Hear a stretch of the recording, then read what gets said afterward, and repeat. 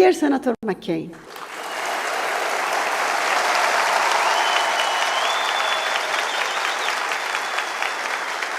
it's a great pleasure for me to welcome you here among members of the Mujahideen Khalq.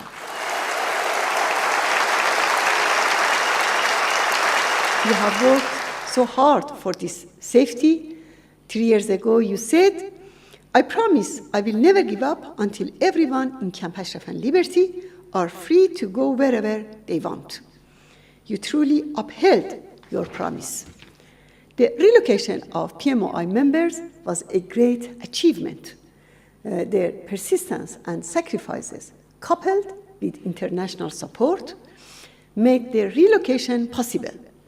During the 2009 uprisings in Iran, while the Iranian people's desire for freedom and democracy was brutally suppressed, the US government, unfortunately, remained silent. But the Iranian people have not given up their desire for change and will never do.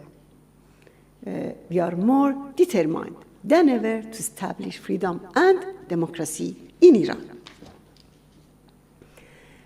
As the regime is engulfed in deepening crisis, we are closer than ever to achieving our goal.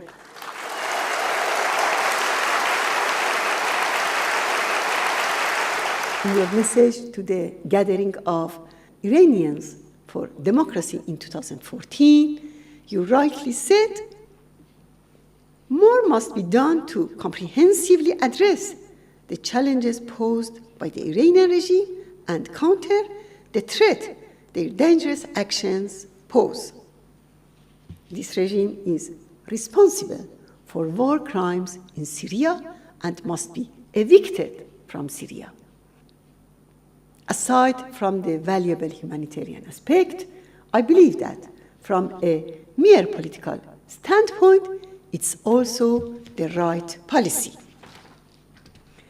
Experience has shown that this regime is incapable of changing its behavior. Thus, regime change in Iran is necessary for peace and stability in the region and for global peace and security. Only the Iranian people can and shall bring about the change. The Iranian resistance, the Mujahideen, are determined to overthrow this regime and establish democracy in Iran. They have been struggling for 52 years to realize this cause, and they will carry it on to the end. We only call for a firm policy on the regime, solidarity and political support for the Iranian people's aspirations for freedom and recognition of their right to resistance against the religious dictatorship ruling Iran.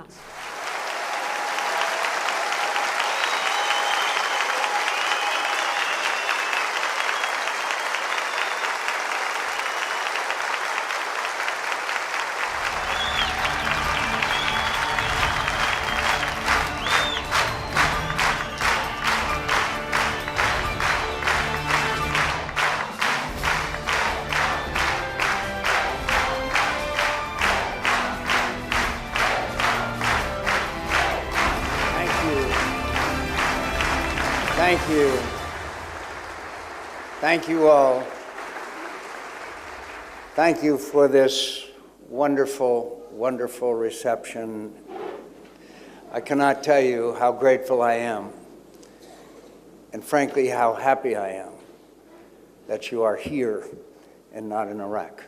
I thank you. I thank you, Madam, for your leadership. I thank you for all of my friends.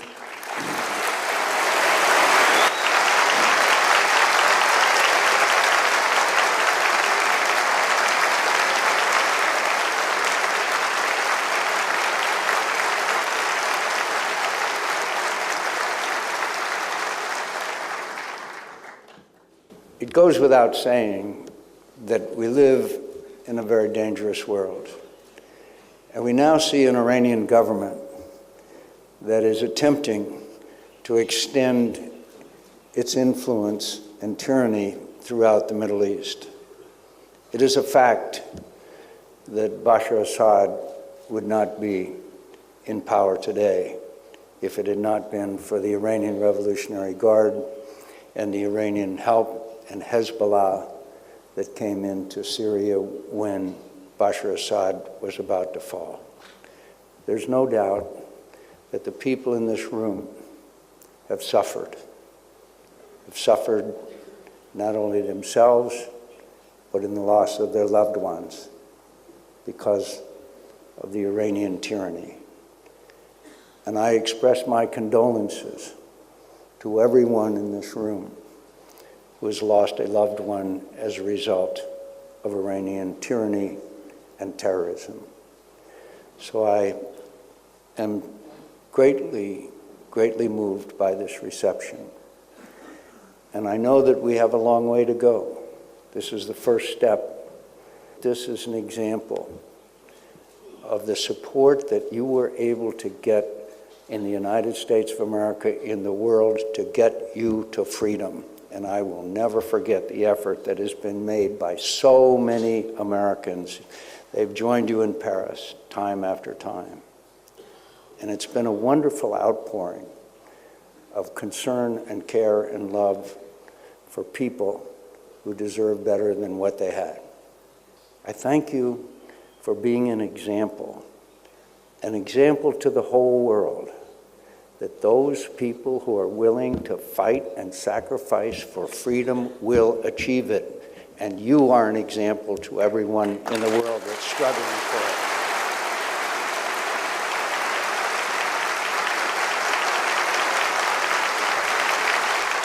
You know, my friends, some of us remember in 2009, when as a result of a corrupt election, the people all over Iran rose up in protest for a better life and for a better government. And the world watched as a young woman named Neda bled to death in a square in Tehran. I will never forget that. Someday, Iran will be free. Someday, we will all gather in that square.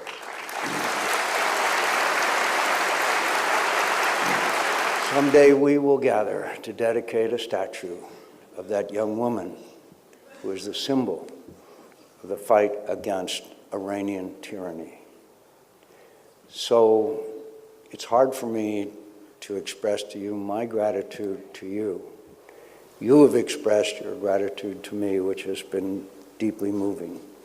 But you have stood up and fought and sacrificed for freedom, for the right to live free, for the right to determine your own future, for the right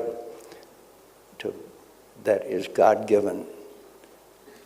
We have a most important part of our declaration that we believe that all men are created equal and endowed with certain inalienable rights. Among those are life, liberty, and the pursuit of happiness. You have life, you have liberty, you have the opportunity to pursue happiness together, bonded together, forged in the fire of sacrifice, forged together in a common cause, that the rights of all people should be respected and worth the fighting for. Thank you and God bless.